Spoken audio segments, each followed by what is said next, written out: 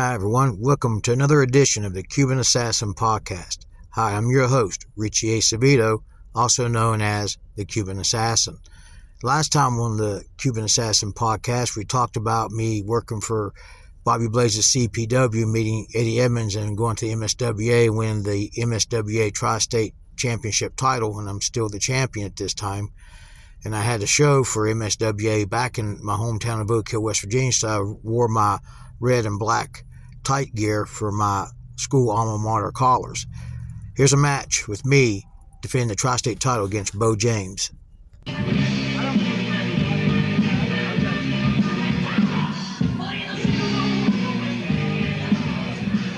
This match is one fall with a 60-minute time limit.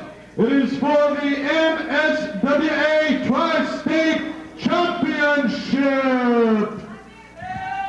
Hey, Ricky Ricardo here. I'm going to give you a chance to keep from getting embarrassed in front of your hometown, your mom and dad out here. Actually, I see them in the cow pasture across the street. I'll go ahead and take this and I'll walk right out of here. You don't lose no face by getting your butt whooped right here in your own back door. What do you say?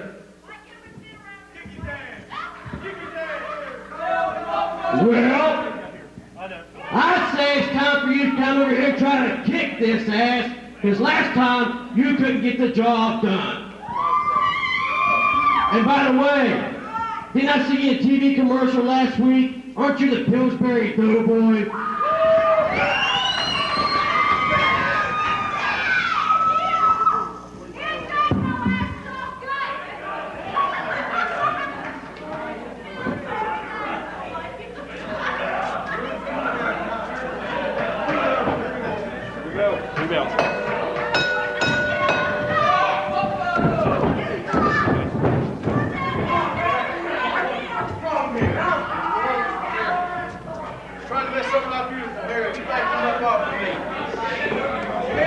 Well, gentlemen, Jim, I'm sitting here. I think I've got my composure back a little bit. It's an embarrassing situation. Things like that shouldn't have happened, but I'm very serious about it. I'm going to watch that tape. And if that's the case, then if Eddie Edmonds did get hit the pin by Mike Morgan, next time we're here at Briarwood Lounge, he will get his haircut in the middle of the ring, or he will be suspended for 30 days and fined $1,000. Well, Legendary Larry, I think your hand's been called here, and you're going to have to make a decision. It's going to be a tough decision, but one I think as commissioner you're just going to have to make. Okay, I didn't really want to overrule Punchy McGee, our referee, but when a serious match like this, your career is up, and you need to have every opportunity to win fairly, and that's not what was going to happen with Lance out here and the way Edmonds was doing. So that's why I restarted the match. And although Mr. Edmonds decided to take matters in his own hand and cut my hair, something will be taking place here the next time at the Briarwood Lounge. That's all I had to say right now. Hey, listen here. I'm a good Christian. I don't have to pull hair.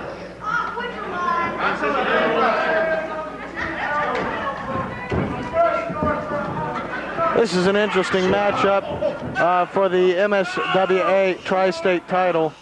Cuban Commando has of late been defending that title in several venues.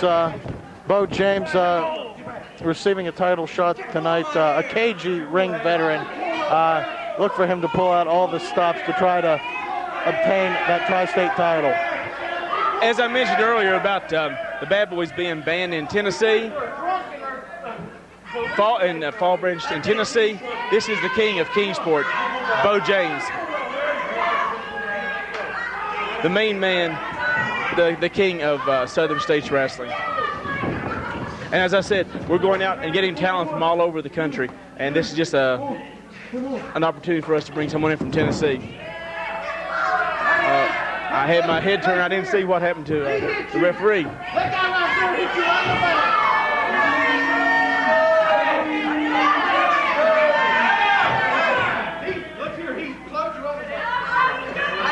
The one thing I'll say about Eddie Edmonds is I'm certainly glad that you weren't in.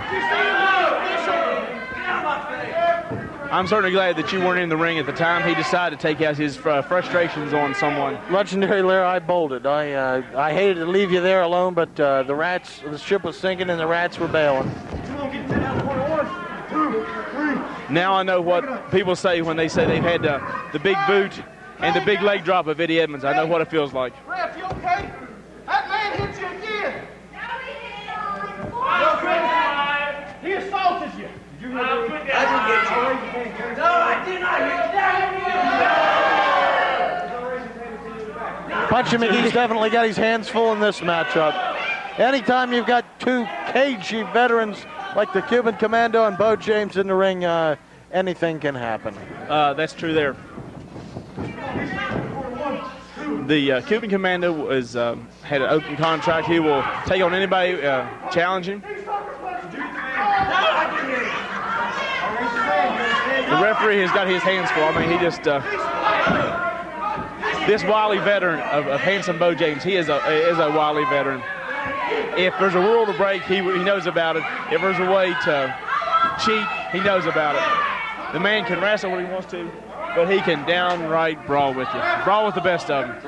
Editor's note here, as the spirits flow and the evening goes on, the fans are getting more and more into the matches here at the Briarwood. I'm afraid they are.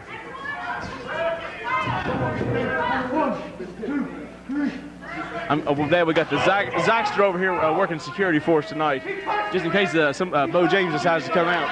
Zach T. Maniac doing a spectacular job here, Legendary there, fulfilling many jobs, picking the 50-50 ticket, handling ring valet duties. He's working double time tonight. My hat's off to Zach T. Maniac. Incidentally, Commissioner, do you have a date tomorrow with a beautician, or not to make light of the situation, Commissioner Light, but what, cosmetically speaking, what are you planning to do? I intend to, I don't know. I may leave my hair like this until I watch the videotape. I don't want to get softened on my opinion of what's going to happen. I want to remember every detail of this night. I do want to say the bandana is quite becoming on you. But I know if I do end up getting my hair cut, it will not be Eddie Edmonds doing it, because he does a hatchet job.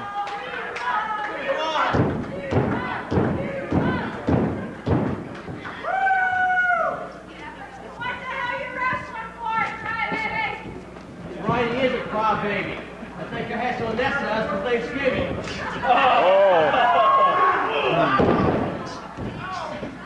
I believe the Cuban was referring to the size of meal stuff he had at Thanksgiving, referring that to Bo James. That was the wrong thing to do. You don't want to insult a man. Well, I guess the question is, was that an insult to handsome Bo James, or was that an insult to Thanksgiving turkeys? Yeah, I don't know. And I wish they would quit throwing the beer bottles in the trash can, because it keeps me thinking there's one coming my way. I'm getting nervous. Well, Legendary Lair, I'll protect you. I'll have you know that I was a second baseman for the Roosevelt Wilson High School Presidents, and I set the high school standard for most errors in a season by second baseman, so I'll protect you. All right. I'm glad you're behind me.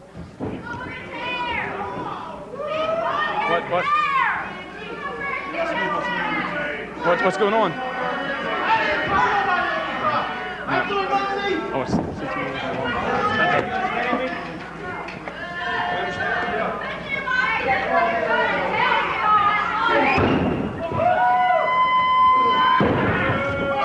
Five minutes gone.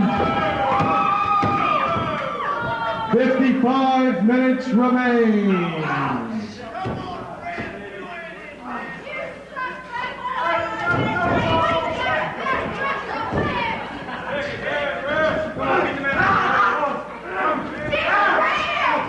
Gentlemen, Jim, it appears that Mr. James, I think we're going to have to be watching him very closely. He's been known to carry a foreign object or two, or an international object, it should be known. In the days of political correctness, which I figure in about 3 years that it will reach Oak Hill, we're going to have to refer to that as an international object. But this is a tough man. He's been the Southern States champion on numerous occasions. Southern States tag team champion. Brass knuckles champion. Brass knuckles champion. And he also, for a youth marathon, Believe it or not, held the NWA Women's Championship, which he relinquished to the Duke of New York. And I believe, was it Debbie Combs, I believe he defeated? A little history, he won the title from Debbie Combs. That's right. Handed it over to the Duke of New York, who lost it to Mark Curtis, who I believe ultimately lost it back to Debbie Combs. Now that's a history of a title. Bo James is a tough individual. That's why he is the king of Kingsport. Hey, old man, get a close-up of this right here. Oh! And he's not shy about being on camera either. He was choking, I'll give you the Heimlich. 1, 2, 3, come on, get on the road. 1, 2, 3.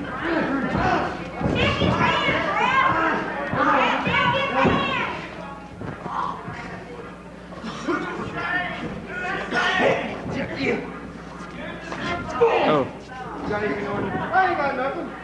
Just deadly weapon. Referee Puncher McGee has got his hands full, I'll tell you. If Bo James has something, then he's got to hit good because Puncher McGee is checking him left and right. Vicious assault by Bo James. He is pulling out all the stops. Cuban's going to suffer a pulled muscle, possibly worse here.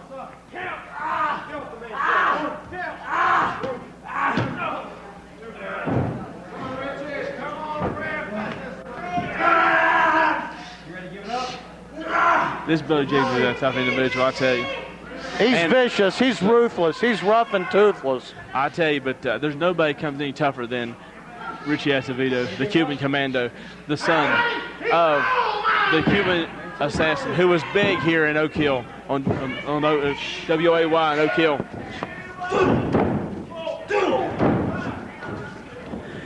There's a lot of story tradition between these two.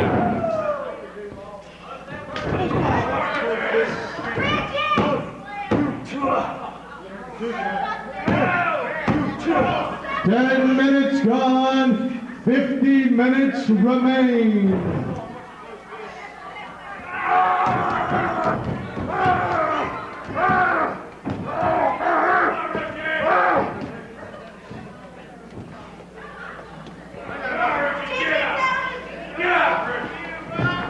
After all the matches we've had tonight, I'll tell you that Puncher McGee's doing a fine job out here.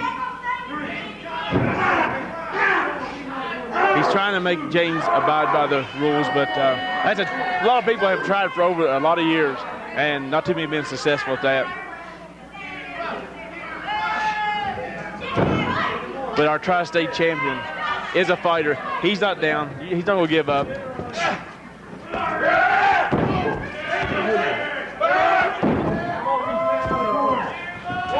The Cuban Commando unleashing a vicious assault here, Legendary Lair. Finally dishing it a little bit back to Bo James.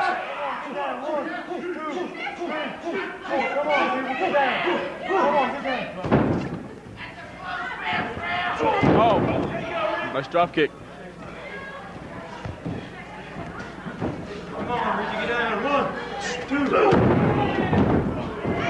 Oh, the referee took a severe bump. And Punchy McGee is on the floor. Okay, Zach is going over to check on him, see what's going on.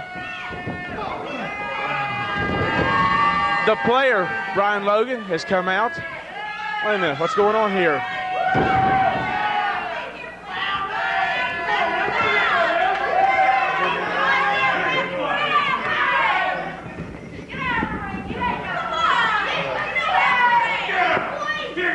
Okay. Gentleman Jim Hawkins is going over to check the referee and see what's going on here. The referee just now getting up to his knees. He appears to still be out a little bit. He's coming back in for the count. And Scotty Blaze has appeared at ringside.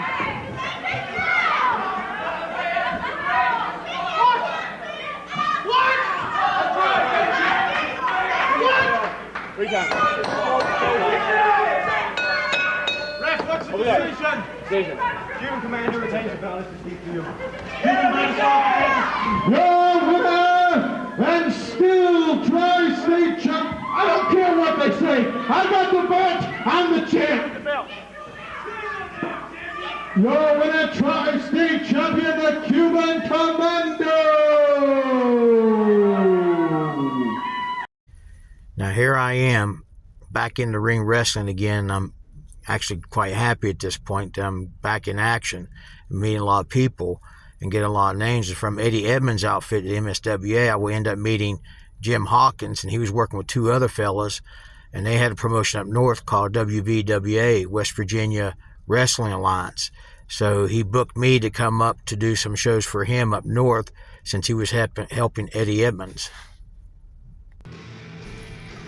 Now I'm going to be doing play-by-play commentary on this video footage that was provided by the late Danny Dark, which is myself as the Cuban Commando, along with Bad Boy Eddie Edmonds, the promoter and owner of MSWA, Mountain State Wrestling Association. But we're here in Kingwood, West Virginia, and I'm going against Extreme Joey Austin, which is one of the students of Bad Boy Eddie Edmonds. And you see I did a fireman's carry takedown onto Joey Austin there. And the reason why they call him Extreme Joey Austin, I guess they're trying to combine what was going on at the times, which was ECW, Extreme Championship Wrestling, and you see me give him a scoop slam there, and also mixed with Stone Cold Steve Austin, so they mixed it together as Extreme Joey Austin. This is for Jim Hawkins and a couple buddies that he was working with for a promotion called WVWA, West Virginia Wrestling Alliance. You see I just gave him a hip toss takedown right there. And Joey Austin was a very difficult guy to wrestle. Now he just scoop slammed me there, as you see, and he scoop slammed me again. And he just keeps on body slamming. He's left-handed, as you can see. He's a southpaw. Gives me a clothesline right there out of the corner, followed by another clothesline. And now he's just shoving me out of the ring here for whatever reason and boots me out. Now, Joey Austin was a very difficult guy to wrestle. And the reason why I'm showing this, because it's probably one of the worst matches I ever had, but was one that I had to work with and make sense out of it, because Joey Austin outside the ring is not a bad person. Inside the ring, a very difficult guy to work with, but really, he really was trying his best to try to do something, but sometimes you just can't make a good model out of a clay here. You see I gave him a back elbow there. I give him a reverse knife edge chop. I take him, I shoot him out of the corner into another corner, and I give him a hip toss takedown. And now I got his arm here. I do an arm wringer on his arm here, and I'm jerking up and down on his arm here, and I'm getting him to lay down towards the mat here, trying to calm him down here a little bit. This guy, I mean, I tell you, every time you wrestle Joey Austin, it was definitely a match. That's for sure. Here I'm working his arm here. Now he reverses and gets my arm in an arm wringer. Now he's doing the same to me, jerking my arm up and down here. He gets me in the arm bar, takes me into the corner here, gives me a reverse knife edge followed by another one. I stop him, and I shoot him in the corner, and then I give him a couple reverse knife edge chops, Irish whip out of the corner. He comes out, give him another hip toss takedown, a boot to the midsection there. Now I'm trying to pick him up for a power driver here, and he's keeping me from doing that. And then instead of giving me a backdrop, he picks me up and gives me a spine buster, an Arn Anderson like spine buster. I give him a boot to the midsection here, and giving him a couple close hand punches there. He versus me, I cut him off, I give him a boot to the midsection, and I give him a forearm Irish whip out of the corner. He goes into the corner, and then I clothesline him, and he falls down to the mat there. So this is probably Joey Austin's best match he ever had, to be quite honest. But nice guy outside the ring, very hard man to work with in the ring, but I think I did a pretty good job. I think this was probably the better matches he's ever had. Right now I got him down holding his arm there and got him stationary on the apron on the canvas of the mat here. And give him a knee to the shoulder there. As the official was trying to ask him if he wants to submit, I stomp on his arm there. Let me tell you something, you can hit Joey Austin as hard as you can, and he wouldn't even know you hit him. I take his head, turn it into, slam into the top turnbuckle, and slam into the next turnbuckle. And now I'm tying his legs up here, and I'm getting him into a reverse chin lock here. I'm trying to calm the match down a bit, if you want to say that, and tie him up, and then the referee's asking him if he wants to submit, and he's saying no. One thing I can say about Joey was you just didn't know what kind of match you was going to have with him, so you definitely wasn't going to have the same match twice with Extreme Joey Austin. Right now I'm working over his left leg there. The official was asking him if he wants to submit, and he's saying no. You see he's smacking the canvas there. Now today, if you do that, if you done it 3 times, it would be considered a tap out, but back then it didn't. Right now I got his leg position here, and I'm doing a top ankle twist here, and I'm working over that knee and leg there on his left leg. The official was asking Joey Austin if he wants to submit. He's saying no. Now, WVWA, West Virginia Wrestling Alliance, would later on become known as ACCW, Atlantic Coast Championship Wrestling, and then later on become MDW, Mason-Dixon Wrestling, which we'll cover later on in this series as we go along. Right now, I give a double axe handle to the back of Joey Austin. Irish whip out of the corner. He comes out, and he blocks my clothesline, turns around, reverse hip tosses me, goes for elbow drop there, and then I turn him over, only count 2, and to a crucifix, only count 2 there. I mean, I can't say I didn't have fun wrestling Joey Austin. I did. I won't lie about that. I sure did have fun wrestling Extreme Joey Austin. Boy, about took my arm out of the socket there on that. Now he's got me in a back hammer lock here, and he gets me down to the canvas here, and the officials asking me if I want to submit, and I'm saying no. A lot of the matches you'll see throughout this podcast, that series that you're going to see, that I have to do the color commentary myself because it was just videoed for home video, and you'll see some actual television episodes that I've worked on as we go along in the podcast series. Right now, Joey Austin's really working me over in that back hammer lock. The official was asking me if I want to submit. I'm saying no. While Joey Austin's slapping the mat there, I have no idea. Now he stomps on my hand here, and he definitely stomped on my hand. There's no fake about that, and I powder out there just for a minute there with Bad Boy Eddie Edmonds, and Bad Boy Edmonds just clocked him there as he's trying to come get me, and the official has to back him up. But Bad Boy Eddie Edmonds just clocked him right there in the head and knocked Joey Austin down on his rump there. That was a little bit humorous. I apologize for my giggles and laughter. Now I double axe handle him from behind. I'm picking him up here, and I got him down, and pick him up for a suplex, and I get him in a suplex there.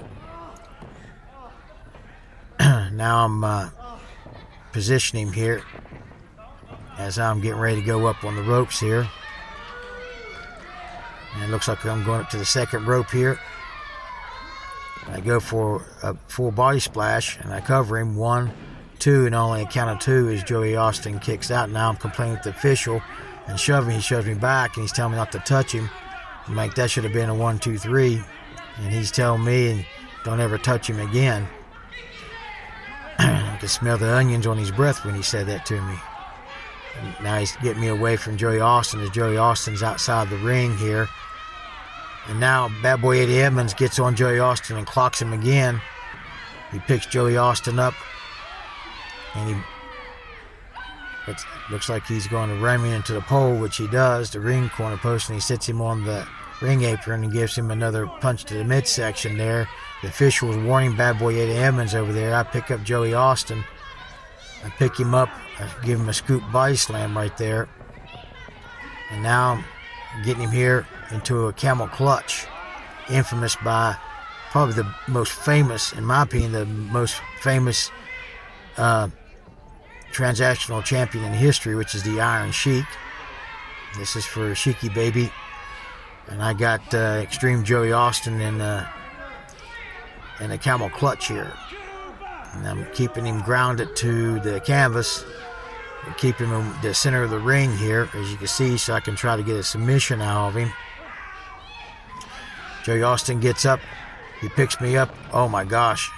And he about tossed me. He goes for a splash slam on me. Covers. I kick out on the count of 2 there. Joey Austin's now working my leg here, and he's trying to work my leg here with the spinning toe hold maneuver here. And he's trying to tie my legs up here. And he's working my legs here, my knee here, my left knee. The official was asking me if I want to submit, and I'm telling him no. Now he puts a knee to my knee, and he puts another knee to my knee. And he's really working over my left leg there. And I'm going to tell you, that was some really stiff shots there. He really put his knee onto my knee. There was no fake about that. Now I cut him off by giving him a closed fist punch. And then now I'm trying to hide the referee from me using a foreign object onto Joey Austin there, choking him in the throat there by using that international foreign object, and the official was distracted with me. And then now Bad Boy Eddie Edmonds has got him over in the corner, but I come back over and I'm using the international foreign object on Extreme Joey Austin. You only have one camera view here, so that's why I have to do more color commentary on this so you can understand what's going on in the match. I take Extreme Joey Austin Irish whip off the ropes. He ducks my clothesline. He gives me a shoulder tackle. He hits the ropes. He steps over and he gives me a spear takedown. He goes to cover me. I kick out on the count of 2. I roll him over. He counts 1 and only a count of 1 as Joey Austin kicks out. I get on Joey Austin, give him some closed fists there. Now he's fighting back. He's getting on me. He gets me into the corner. Now he's giving me the boots to midsection. He's kicking me, stomping me all over my chest here. And he slaps me with an insult, but he slaps me right there. I'm trying to pull myself back up. He's shoving the ref for whatever reason. I don't know why. And I give him a boot to the midsection. And then I just give him a DDT right there. And then I'm slowly coming over here to give him a cover, and it's a kind of a lazy cover there, and it's only count 2. Now he crucifixed me over 1, 2, and only count of 2 as I kick out. I got Joey Austin here. He does an inside cradle small package on me. 1, 2, only a count of 2 as I kick out there. And now Bad Boy Eddie Edmonds is up on the ring apron distracting the official. Extreme Joey Austin just leaves me in the corner. I come up behind him. I pick him up. I do a side slam to him. I go to cover him here, and I hold him down 1, 2, and 3, and I win the match. The winner of the match is me, the Cuban Commando.